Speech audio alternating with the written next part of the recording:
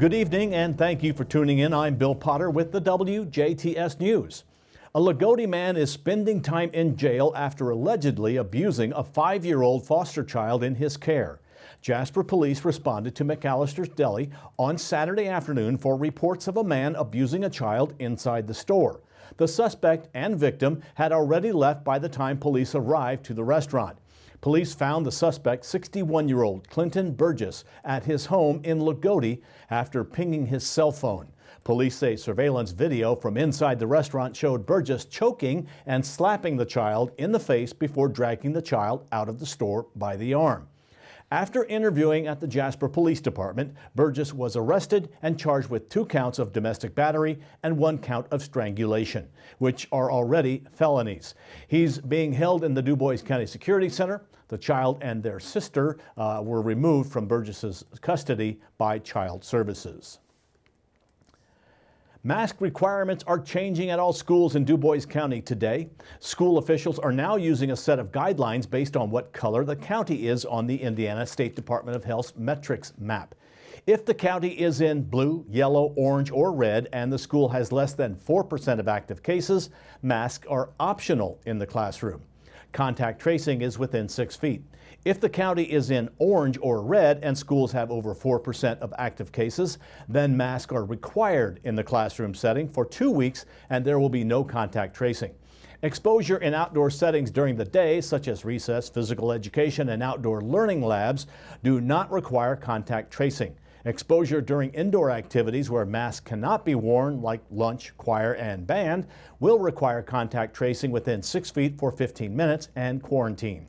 Decisions about COVID-19 protocols may also be based on the situation in the classroom or extracurricular activities. More information is posted on our website, WJTS.tv. Best Home Furnishings is hosting a career fair at their showroom in Ferdinand. It takes place on Wednesday, October 6th from 2 to 5 p.m. Qualified applicants will be hired on the spot. Best Home Furnishings has facilities in Ferdinand, Jasper, Cannleton, and Paoli, and offers a top-notch benefits program, air-conditioned facilities, and enhanced starting wages.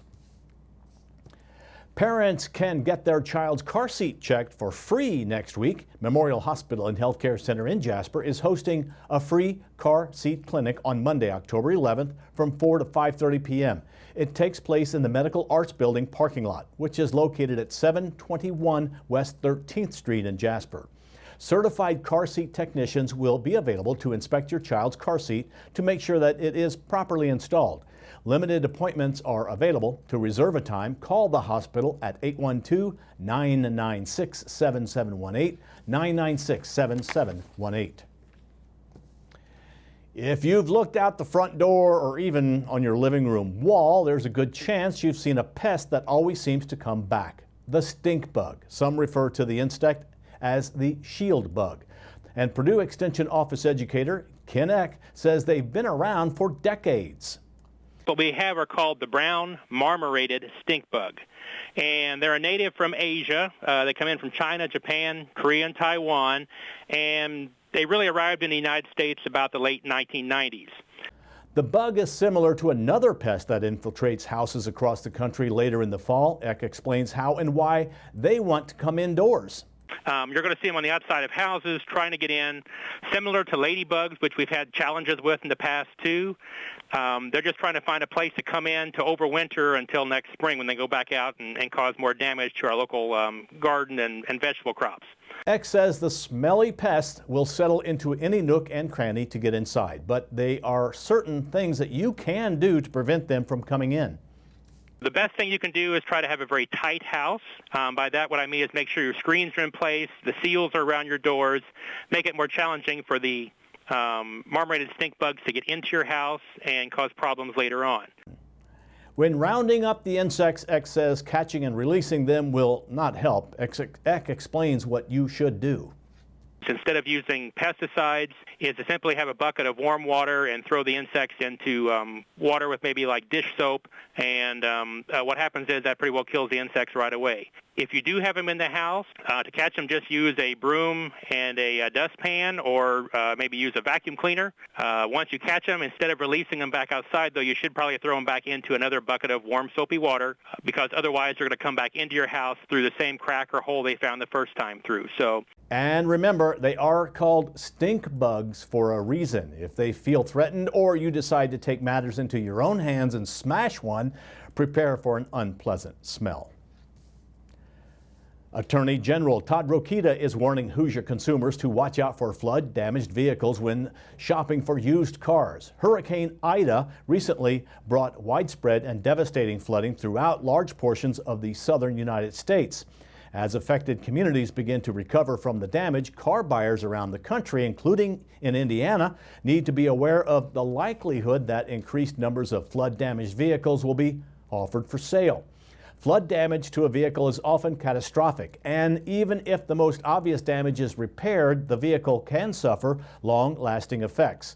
Besides cosmetic and engine damage, that is, floods can short out a vehicle's electrical system and compromise safety features such as airbags and anti-lock brakes.